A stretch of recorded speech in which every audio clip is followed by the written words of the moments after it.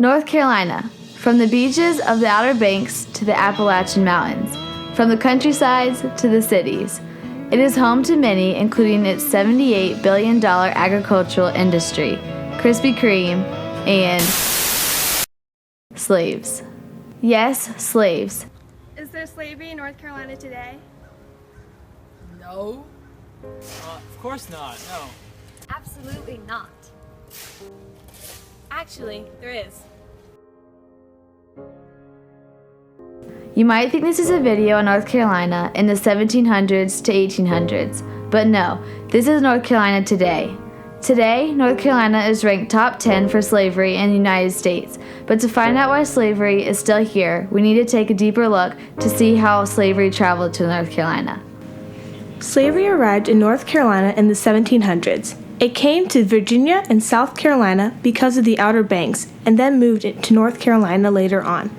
The Outer Banks took away space from the slave ships to arrive in the United States, because they didn't know how to get the ships past the Outer Banks and through the Pamlico Sound. So they took the slaves to South Carolina and Virginia. The slaves were then brought into North Carolina through slave trading. In 1865, when the 13th Amendment was passed, slavery was banned, but that does not mean it was stopped. Many people are still participating in slavery, although it is illegal. So why is North Carolina in the top 10 for slavery in the United States today? Well, the two biggest reasons for this are also two things that North Carolina is proud of: the extensive interstate system, network of highways, and the high agriculture production. With over 80 commodities grown in North Carolina over the span of 8.4 million acres, many workers, including migrant workers, are needed to grow and harvest the products of North Carolina's agricultural industry. This is where modern slavery becomes a real risk. Labor trafficking in North Carolina consists of factory work, farm work, and cleaning services, restaurant work, and even construction work.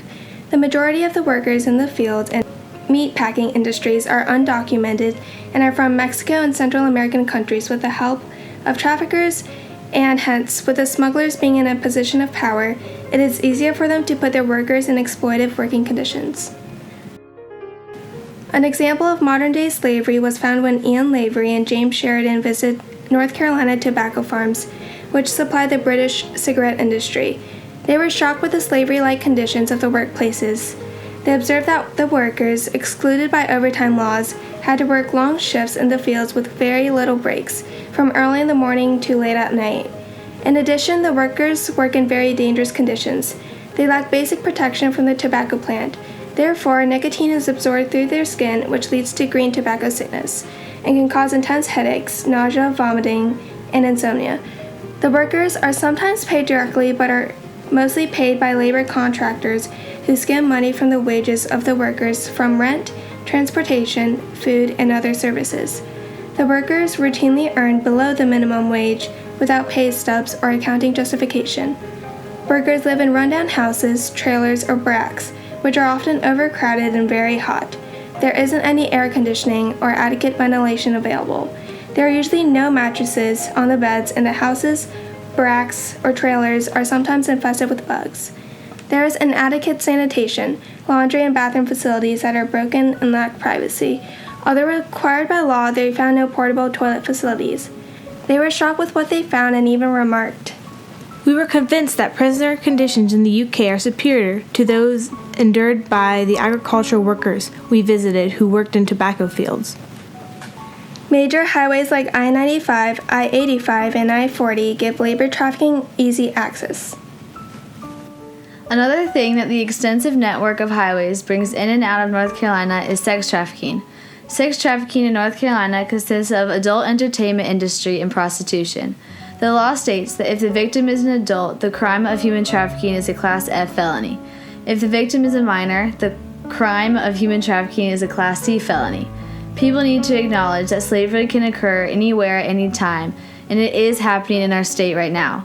You do not have to be brought from another country in order to be a victim of human trafficking. Believe it or not, North Carolina is the top 8 most likely to have human trafficking take place in it. Human trafficking is a local crime as well as a national and international crime. Trafficking isn't limited to just urban areas. Any person under 18 that performs in a commercial sex act is considered a victim of human trafficking no matter what circumstance, whether it is force, fraud, or coercion. In 2007, there was a story that was told by a guest worker from Thailand that spoke about the horrors of fraudulent recruiting and labor trafficking in North Carolina. He said that he was promised to make more than 30 times what he made in Thailand, which allowed him to provide for his daughter and provide her an education. When he arrived in North Carolina, the job he was promised no longer existed, which led him to New Orleans to clean debris from Hurricane Katrina, which was a job that never paid. Examples of human trafficking that is occurring in North Carolina is commercial sex trafficking and labor and service trafficking. This includes recruiters, pimps, small business owners, and criminal networks. These people that are being trafficked are controlled by threats of violence, confiscation of identification documents, threats towards the victim's family, threats of deportation, debt bondage, isolation from one's community, and language barriers. Although slavery and human trafficking in North Carolina is a brutal topic, there are definitely ways we can help. People around North Carolina need to become deeply aware of everything that is happening, and from there we can branch off and figure out ways to protect and prevent slavery from occurring. You can make a difference and do something as simple as checking that all the products and produce that you buy are fair trade.